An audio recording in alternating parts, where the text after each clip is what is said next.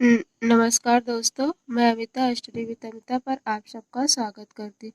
पिछले वीडियो में हमने समाजशास्त्र की उत्पत्ति के बारे में चर्चा की थी। आज समाजशास्त्र की प्रकृति, परिभाषा, क्षेत्र एवं विषय वस्तु के बारे में अध्ययन करेंगे।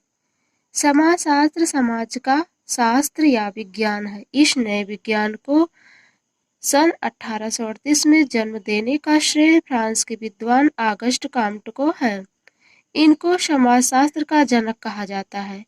इन्होंने समाज से संबंधित अध्ययन को सर्वप्रथम सोशल फिजिक्स अर्थात सामाजिक भौतिकी के नाम से पुकारा। समाजशास्त्र दो शब्दों से मिलकर बना है, समाज प्लस शास्त्र। समाज सोशियस जो लैटिन भाषा से और लोगस जो ग्रीक भाषा से बना है। समाज प्लस शास्त्र अर्थात सोशियोलॉजी। समाजशास्त्र का अर्थ समाज का व्यवस्थित एवं क्रमबद्ध ढंग से अध्ययन करने वाले विज्ञान से है। अब हम समाजशास्त्र की परिभाषा जो अलग अलग विद्वानों ने अपने मतानुसार दी है। सबसे पहले जॉन स्टुअर्ट मिल की बात करते हैं। उन्होंने कहा, समाजशास्त्र के स्थान पर इथोलॉजी शब्द का प्रयुक्त करने का सुझाव दिया। वार्ड ने समाजशास्त्र समाज का विज्ञान है कहा। मैकाइवर एवं पेज ने कहा, समाजशास्त्र सामाजिक संबंधों के विषय में है। संबंधों के इसी जाल को हम समाज कहते हैं। जॉनसन ने कहा, समाजशास्त्र सामाजिक समूहों का विज्ञान है। सामाजिक समूह सामाजिक अंतःक्रियाओं की ही एक व्यवस्था है।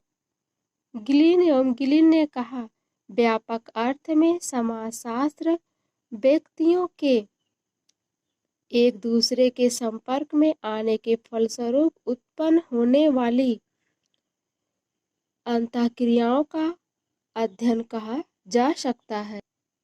गिन्सबर्ग ने कहा, समाजशास्त्र मानवीय अंतःक्रियाओं और अंतः संबंधों के स्वरूपों का विज्ञान है।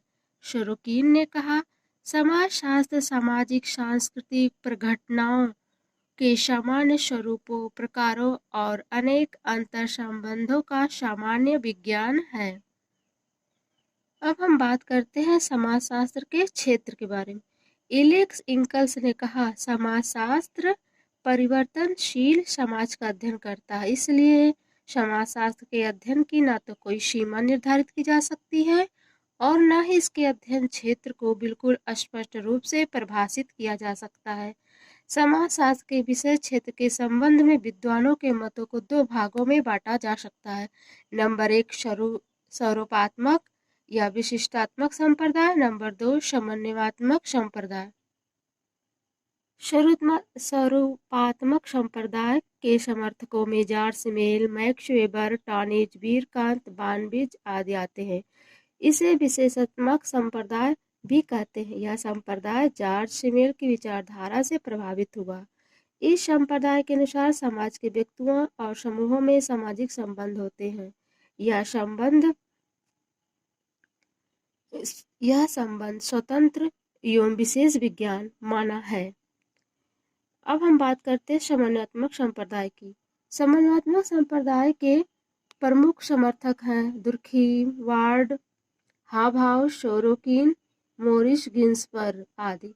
इनके अनुसार समाज का एक विशेष विज्ञान नहीं है, बल्कि सामाजिक संबंधों का एक सामान्य विज्ञान है। सामान्य विज्ञान के रूप में इसका कार्य संपूर्ण समाज की सामान्य विशेषताओं का अध्ययन करना है।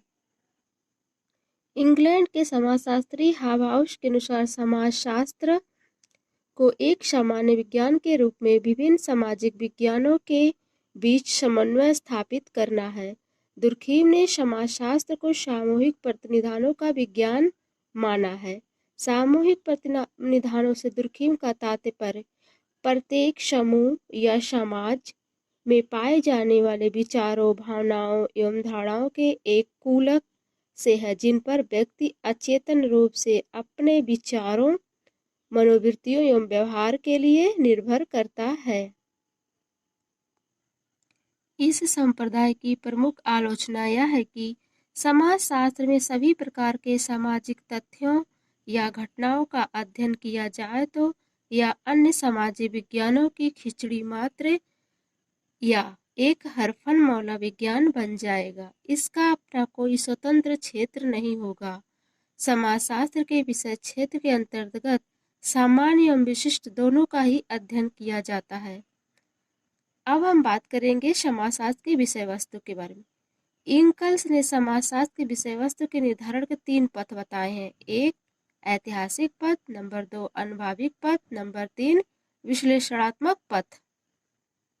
हर्बर्ट स्पेंसर ने कहा, समाजशास्त्र की विषय वस्तु के अंतर्गत परिवार, राजनीति, धर्म, सामाजिक नियंत्रण तथा उद्योग या कार्य आदि विषय आते हैं, जबकि दुर्खीम का मानना है कि समाजशास्त्र का संबंध सामाजिक संस्थाओं एवं सामाजिक प्रक्रियाओं के अध्ययन से है।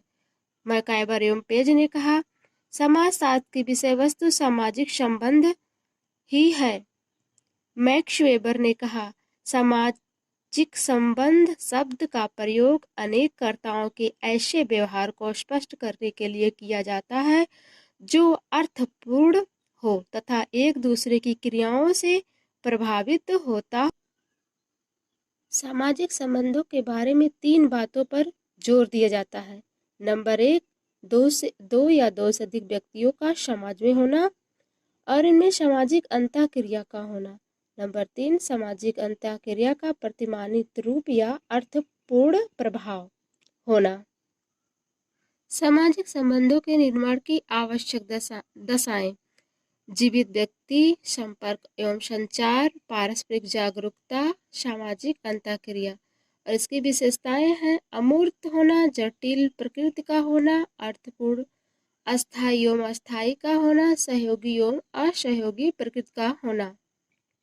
समाजशास्त्र की पद्धतियों में नियमितता होना, प्राकृतिक संबंध होना, माप और अवलोकन होना, प्रयोगशाला, अलगाव एवं विषयकता, धैर्य का होना, कठिन कार्य होना, इन सब चीज़ों समाजशास्त्र की पद्धतियों के अंतर्गत आते हैं।